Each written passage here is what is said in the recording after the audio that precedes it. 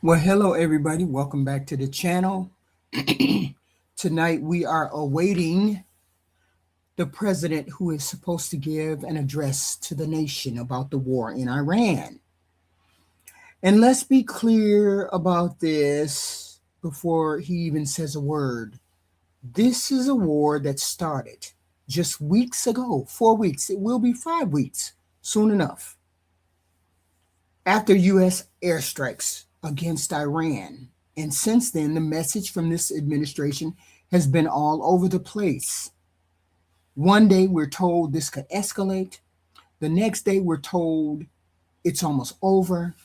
Now, tonight, the president is expected to stand in front of the American people and say that the mission has been accomplished, that the objectives have been met, and that the United States is prepared to step away from the conflict. But here's the problem. While those claims are being made, the reality on the ground is a little bit more complicated.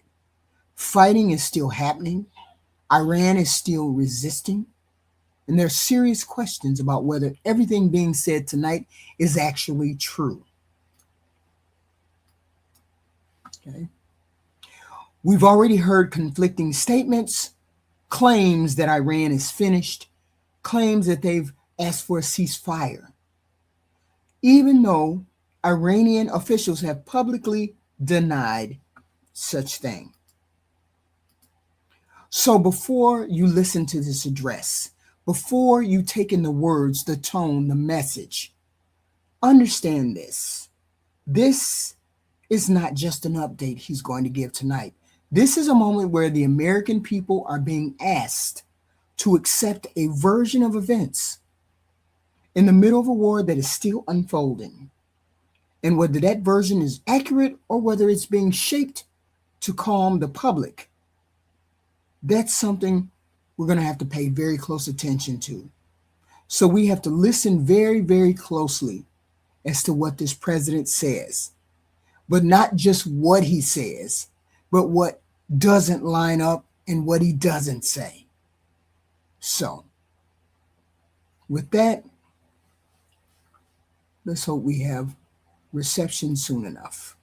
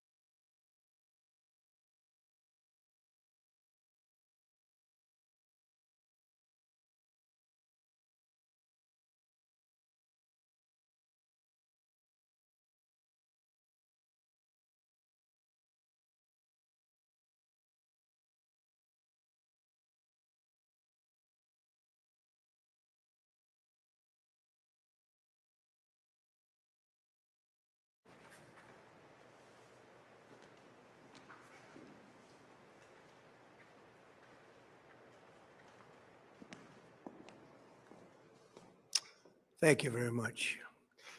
My fellow Americans, good evening. Let me begin by congratulating the team at NASA and our brave astronauts on the successful launch of Artemis 2. It was quite something. It will be traveling further than any manned rocket has ever flown and will very substantially pass the moon, go around it, and come back home from a distance that has never been done before. It's amazing.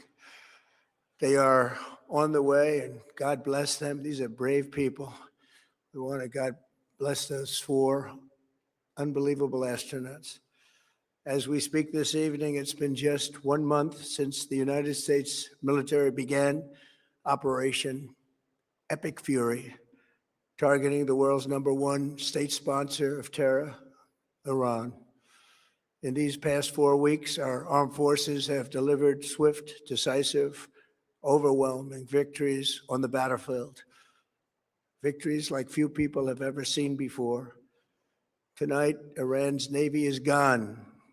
Their Air Force is in ruins. Their leaders, most of them terrorist regime they led, are now dead.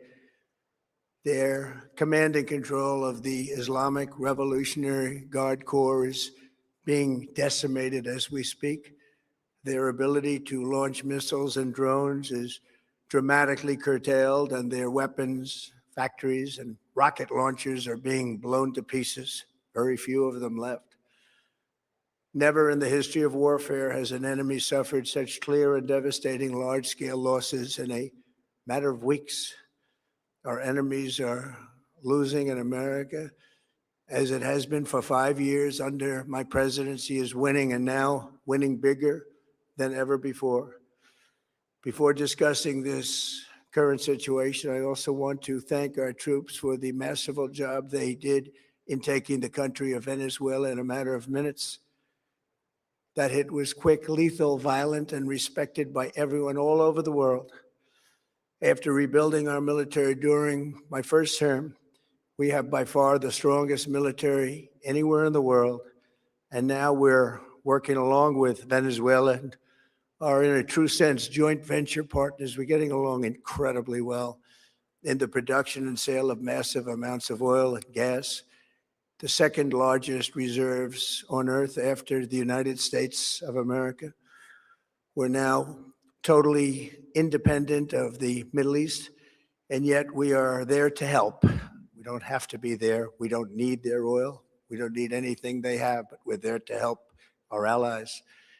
Tonight, I want to provide an update on the tremendous progress our warriors have made in Iran and discuss why Operation Epic Fury is necessary for the safety of America and the security of the free world.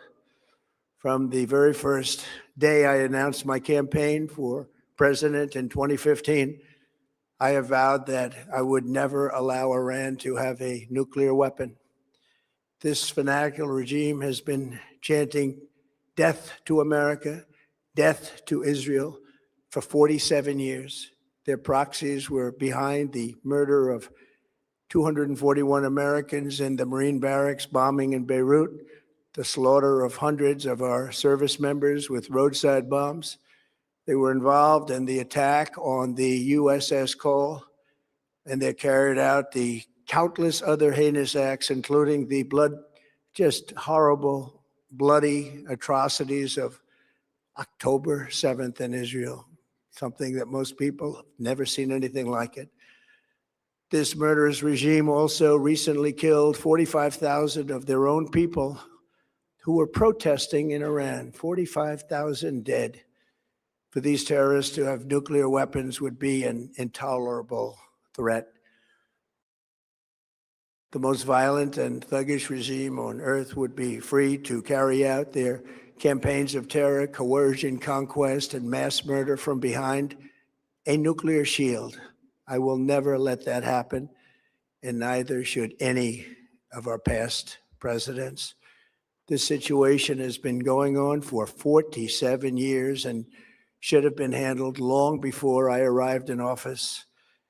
I did many things during my 2 terms in office to stop the quest for nuclear weapons by Iran first, and perhaps most importantly, I killed General Qasem Soleimani in my first term.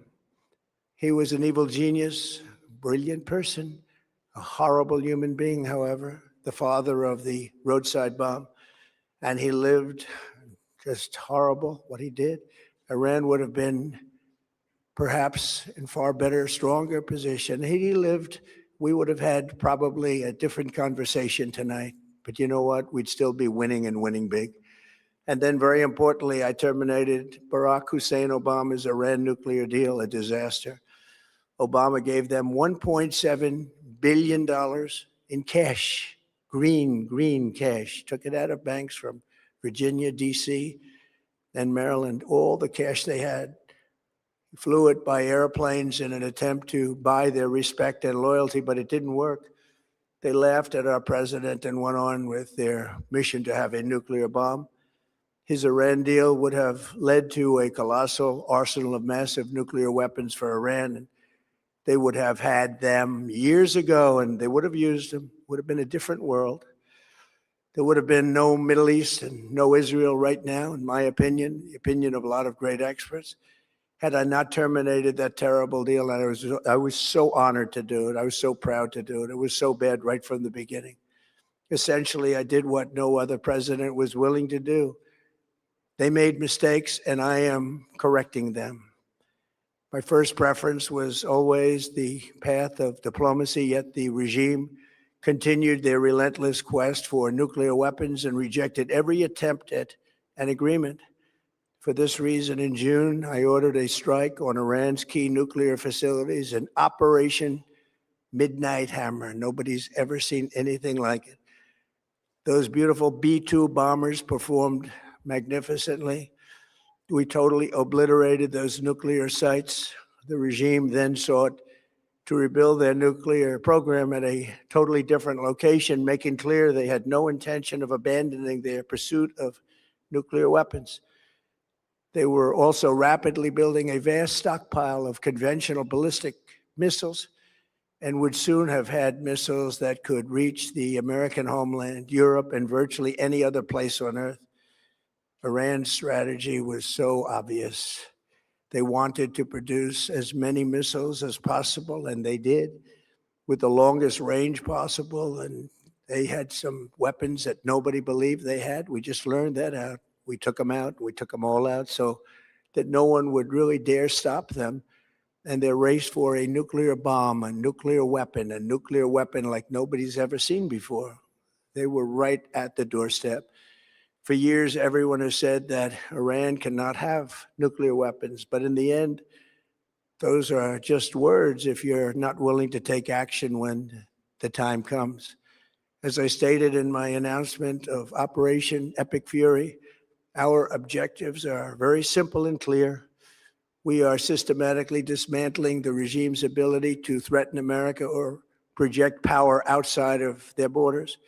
That means eliminating Iran's Navy, which is now absolutely destroyed, hurting their Air Force and their missile program at levels never seen before, and annihilating their defense industrial base. We've done all of it. Their Navy is gone, their Air Force is gone, their missiles are just about used up or beaten. Taken together, these actions will cripple Iran military, crush their ability to support terrorist proxies, and deny them the ability to build a nuclear bomb. Our armed forces have been extraordinary. There's never been anything like it militarily. Everyone is talking about it. And tonight, I'm pleased to say that these core strategic objectives are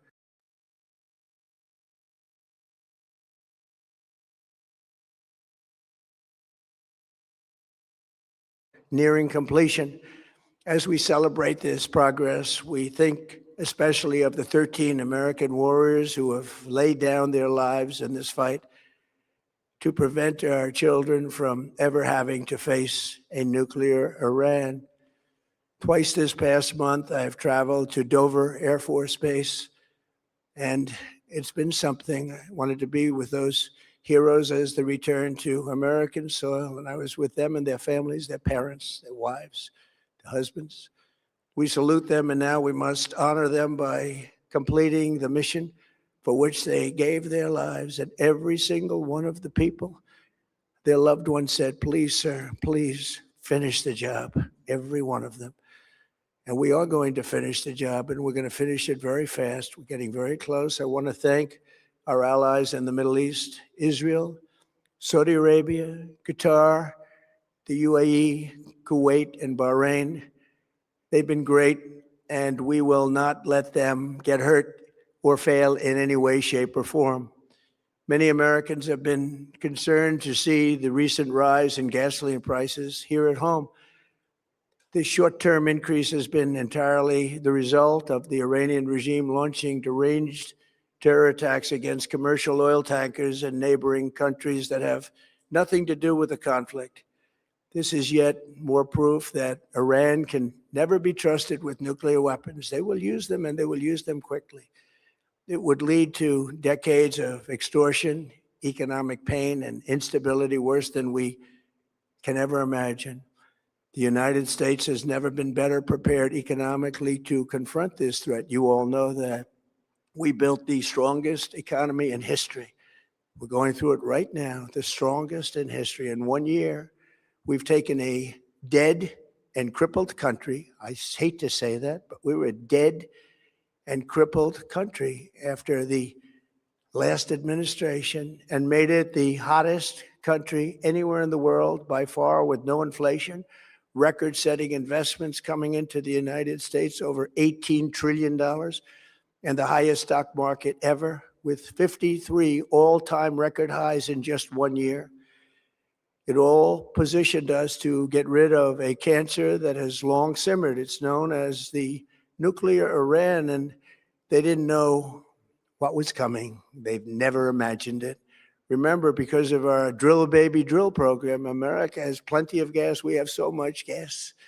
Under my leadership, we're #1 producer of oil and gas on the planet, without even discussing the millions of barrels that we're getting from Venezuela.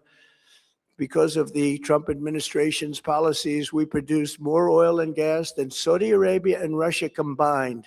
Think of that, Saudi Arabia and Russia combined.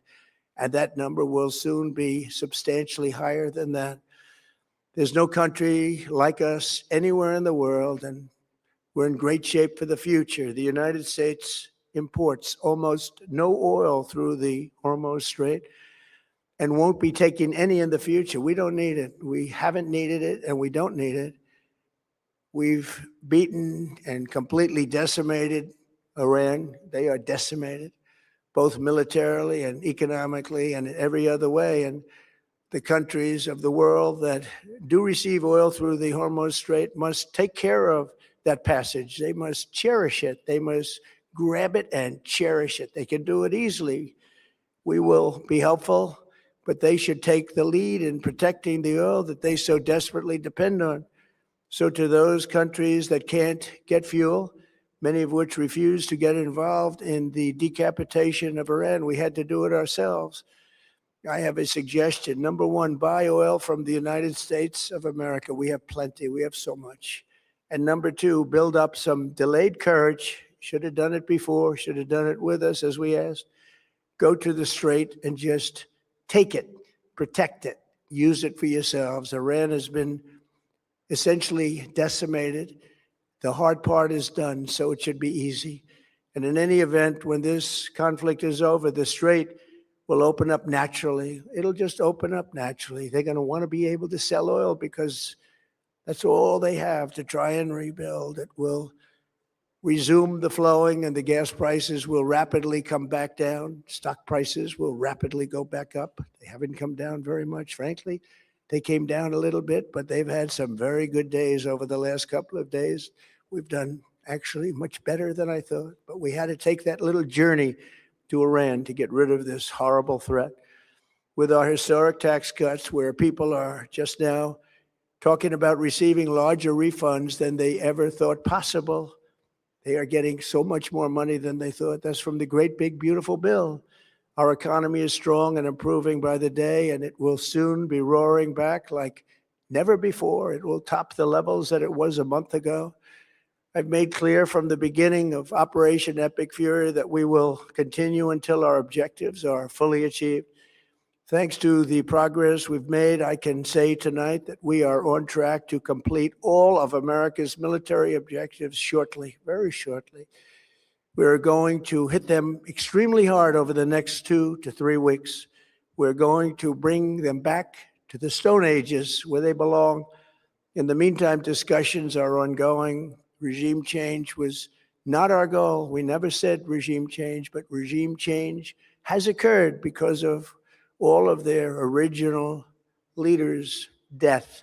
They're all dead. The new group is less radical and much more reasonable. Yet if during this period of time no deal is made, we have our eyes on key targets. If there is no deal, we are going to hit each and every one of their electric generating plants very hard and probably simultaneously. We have not hit their oil, even though that's the easiest target of all, because it would not give them even a small chance of survival or rebuilding. But we could hit it and it would be gone, and there's not a thing they could do about it. They have no anti-aircraft equipment. Their radar is 100% annihilated. We are unstoppable as a military force. The nuclear sites that we obliterated with the B-2 bombers have been hit so hard that it would take months to get near the nuclear dust, and we have it under intense satellite surveillance and control. If we see them make a move, even a move for it, we'll hit them with missiles very hard again. We have all the cards, they have none. It's very important that we keep this conflict in perspective. American involvement in World War I lasted 1 year, 7 months, and 5 days. World War II lasted for 3 years, 8 months, and 25 days. The Korean War lasted for 3 years, 1 month, and 2 days. The Vietnam War lasted for 19 years, 5 months, and 29 days. Iraq went on for 8 years, 8 months, and 28 days. We are in this military operation, so powerful, so brilliant, against one of the most powerful countries for 32 days.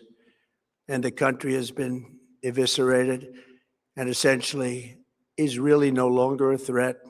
They were the bully of the Middle East, but they're the bully no longer. This is a true investment in your children and your grandchildren's future.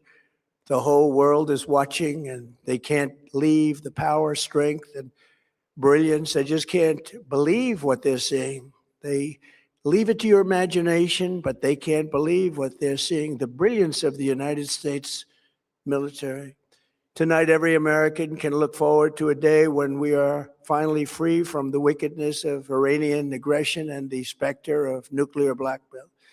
Because of the actions we have taken, we are on the cusp of ending Iran's sinister threat to America and the world. And I'll tell you, the world is watching. And when we do, when it's all over, the United States will be safer, stronger, more prosperous, and greater than it has ever been before. May God bless the men and women of the United States Armed Forces, and may God bless the United States of America. Thank you very much, and good night.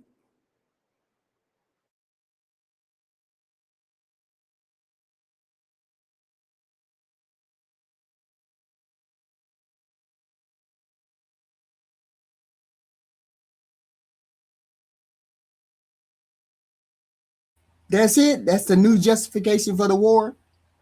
Nothing else coming out of this meeting besides a new justification for the war. And it's the same thing we heard before. We didn't hear anything new. I wish we would have heard something new, because it would have been interesting to have conversations about that. But this is the same. Please hit the like, share, and subscribe. I appreciate it. I appreciate it that you spent time with me to listen to this. And I will see you guys in the next one. We thought it was going to be more grit, but it wasn't that much grit on the bone. So talk about it some other time. Thank you very much.